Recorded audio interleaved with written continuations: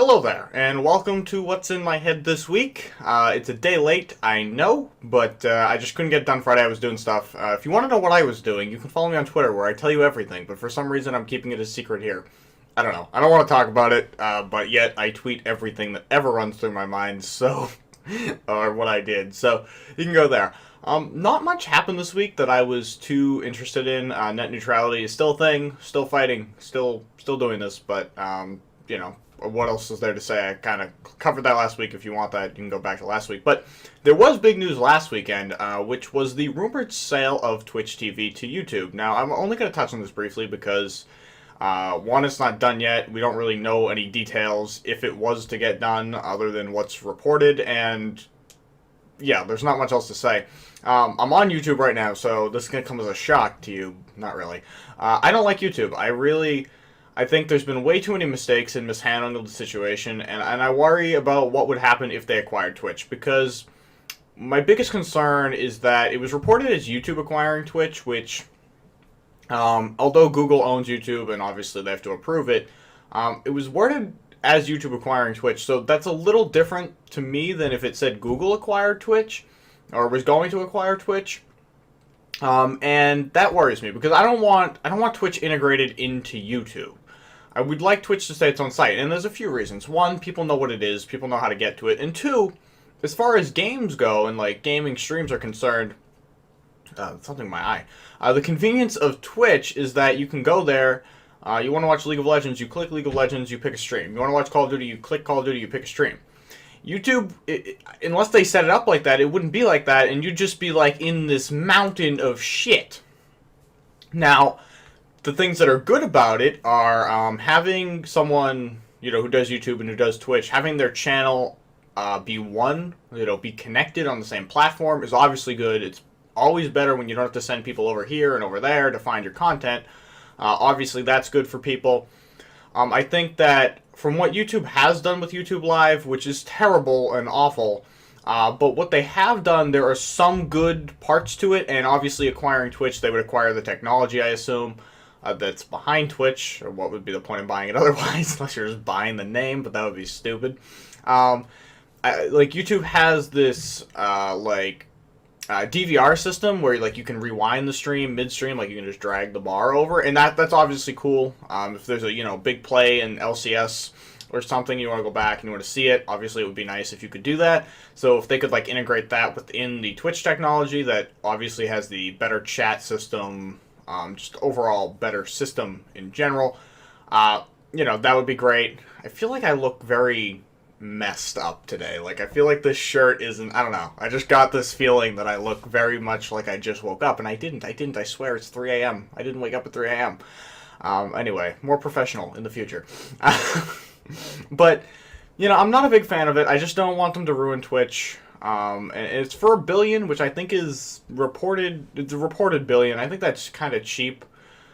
So I don't know. I don't know if I believe it. I don't know if it's happening. My eye is itching the fuck. Oh my god.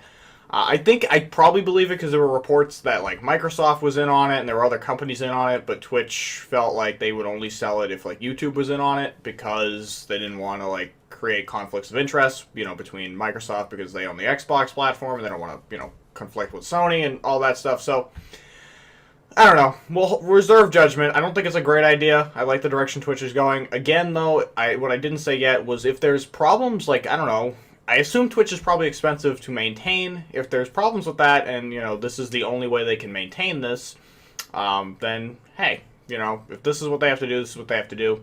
And obviously, we'll deal with it. And if it really gets crazy and really gets bad, someone will step in and take over the area of the internet that reserved for... Because, Twitch is big, but it doesn't own everything yet. It's not YouTube. Twitch is still a niche thing. Like, you still have to be a gamer who watches live streams.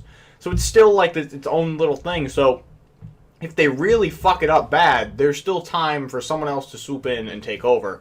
But that kind of brings me to my next topic, which is Samsung reportedly getting into the VR headset mix. This was reported by many people this week, that they plan on getting in before Oculus and before Sony, and they plan on coming in cheaper. It was reported to work with their phones and with mobile games at the moment.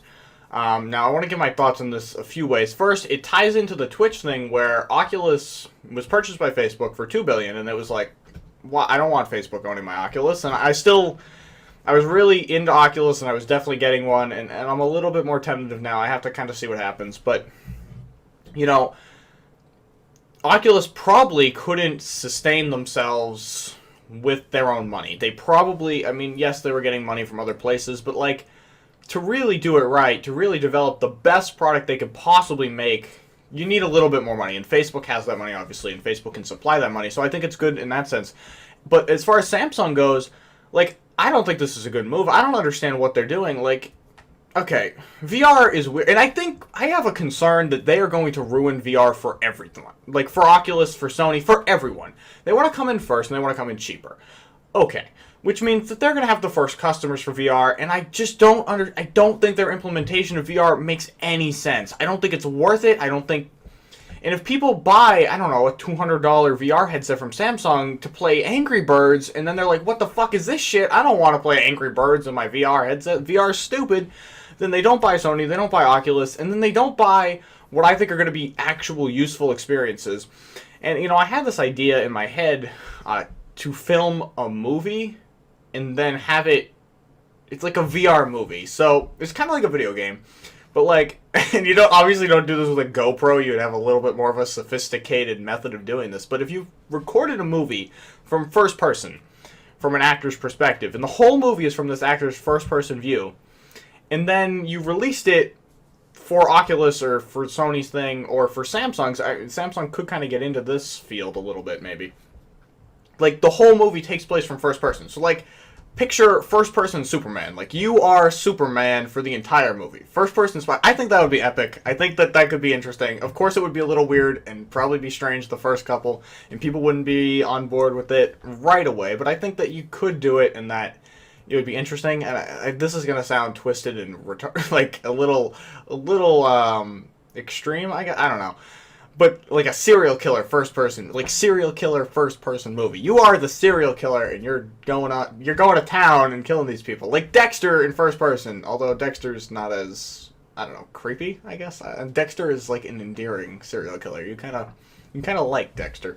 But I don't want Samsung in on this. I don't think that their implementation makes any sense. I think Sony and Oculus are the best implementations, and I think Oculus is the best, and not for any other reason other than Sony will, I think, make it work outside of the PS4, but, you know, obviously they're going to want to attach it to the PS4 to drive sales of the PS4, and I think that Oculus is the best implementation because it's on PC. PC is obviously the most open platform, and more people can do more things and discover more cool shit and innovate on that platform as opposed to on, you know, locked down platforms like the PlayStation, like the Xbox. I don't think mobile VR makes any sense. Everything about the Samsung thing turned me the wrong way. Because I don't want them to ruin VR for everyone. Because once a bad VR happens, there might not be more VR. And that concerns me because I think VR is going to be really cool.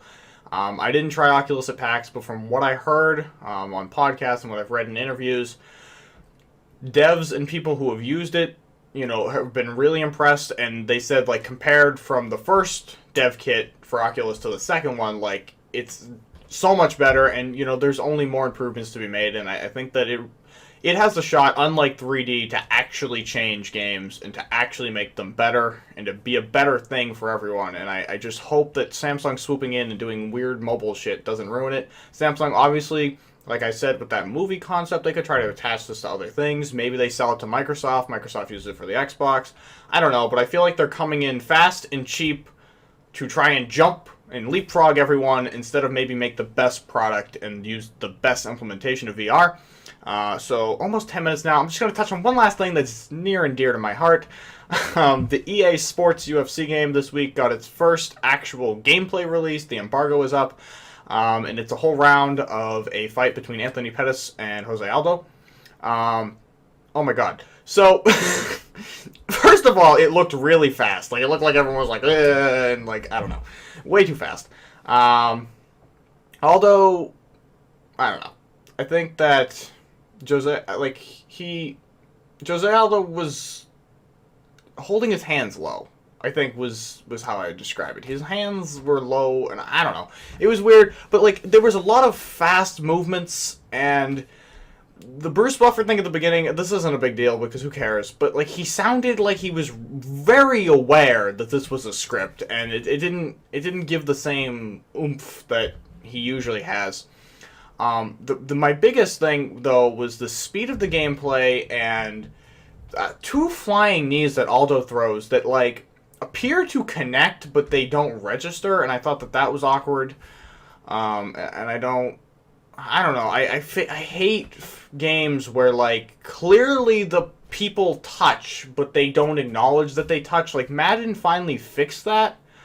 Now the first implementation of that was a little weird, where people would like trip all over each other after the play, but in the most recent game, Madden 25, they fixed the after the play shit, and like there's still weird things that happen. Like there's one catch that my guy made where he was completely bent backwards, but his arm was up, and he was bent backwards because his neck like hit somebody's arm, so he was like, ugh, and like caught the ball somehow. You know, obviously that wouldn't have been a possible catch, but like it just bothers me. And there was a slam where like they slammed towards the fence, and like the fence is here, and they just like hit, they don't touch the fence, like they don't come in contact with the fence, they like slide off the invisible wall and onto the ground. I don't know, that bothered me. It's these little nitpicky things, and I know it's not the biggest of deals. This is their first real MMA game. EA, I mean, they have EA MMA, but that game's terrible, so just let's pretend that game didn't happen. And basically it didn't. That was a glorified tech demo so that they could try to get money off the back of UFC Undisputed, which was a series from THQ. I've seen other little tiny clips of other fights with other weight classes, and the speed in those classes look better. So I think that what they try to do is demonstrate basically that the smaller guys in the UFC obviously are quicker. Their fights are a little bit more fast-paced, but they don't do as much damage, maybe, with every punch. And I think that they demonstrated that okay. There's still a lot of things I want to see, but, you know, I just wanted to mention that came out. There was a few, the audio, the commentary was kind of weird. I don't know. It didn't feel like I was watching a UFC fight. Like, the things Rogan and Mike were talking about were not things that they talk about. Like, the pay-per-view just happened. Dillashaw versus Barao. Dillashaw beat Barao, which was spectacular, but shocking, but spectacular. He dominated that fight, but like the things that they would talk about during the fight, and then like you compare to the game, and the game was like, he throws a right hand, he throws a left hand, he throws a kick, a head kick, which is my favorite audio clip of all time. Head kick, like that doesn't make any sense. Like I don't know. I know that they say it, but it sounds like such a canned clip, like where it's just like head kick, like it's just this one word. It sounds very awkward. Like he's not like, oh, a head kick there, and that one, you know, rocked him or something. He's like head kick, like just fucking he says head kick. And I guess that's my issue with the commentaries. It all sounds like one word just being spewed out across the whole thing. And at times, like he was saying stuff and then saying other stuff at the same time because he was still saying the last thing. And audio in games bothers me a lot, commentary in sports games, because it gets really repetitive. And when it gets repetitive, I want to mute it, and I don't want to have to mute my game after a week. And right now with MLB, the show 14, I'm at that same point where it's like the same audio clips from every year, plus whatever new clips are just being repeated over and over again. Sometimes the audio doesn't even make sense. Like, I was just playing a game as the Red Sox, but I was in Minnesota. And he makes this comment about the ball putting another dent in the 37-foot wall and left, referring to the Green Monster at Fenway Park, but we weren't at Fenway Park. That didn't happen. So, because the Red Sox were there, somehow he got it in his head that was, it just, I don't know, it like, if they're trying to create a real environment, the minute the audio sounds weird or unrealistic is the minute you break the illusion that this is real. You can totally shatter the idea that I'm watching a real fight or I'm at a real baseball game. The minute that the audio is just like totally out of left field. Like it totally doesn't make sense. The minute you do that is the minute that I go, wait a minute, that didn't make sense. Like, you know, people make mistakes, but like they usually apologize for their mistakes, and he has no recollection of having said the completely wrong thing. I'm still, obviously, I already bought the UFC game on the PS4, like, pre-ordered it or whatever you do on there. I'm definitely buying it. I'm pumped about it. I really like the UFC and MMA, and well, this is our only game, so here we go. And I think it'll be pretty good. I don't have the greatest of expectations, but, you know, my complaints are obviously just finding what I could complain about. I didn't think that anything was particularly good. There's also one last thing. There's a lot of things little nitpick things that I picked out, but the one last thing that I thought was pretty major and bothered me a lot is, I think Aldo gets knocked down. I'm pretty sure it was Aldo. And he falls, like, okay. He falls like this, so on his hands and knees, and then he twists, like, immediately onto his back. Like, it went to the animation of I'm on my back, but he didn't, you know, plant his hand and then roll over or anything. He just, like, levitates around. And it looked awkward. It was clearly like this animation thing where it was like, oh, he's supposed to be like this, and it rotated him, but it didn't make a lot of sense from a actual real fight standpoint, and that bothered me simply because they keep talking about how, like, the fighters plant their feet and they shift their weight, and, well, so he should have planted his hand or his leg or his, you know, like, shook his body and, like, you know, popped his hip out to, like, flip over like that, and he didn't. And I think that was annoying. Again, this is really the last one. If I think of anything else, I'm just moving on and ending the video because I don't think there's anything else to talk about. And I wanted to make this short because I didn't have a lot to talk about. Here we go. But one last thing. The referees don't end the fight in the video I saw where someone gets knocked out.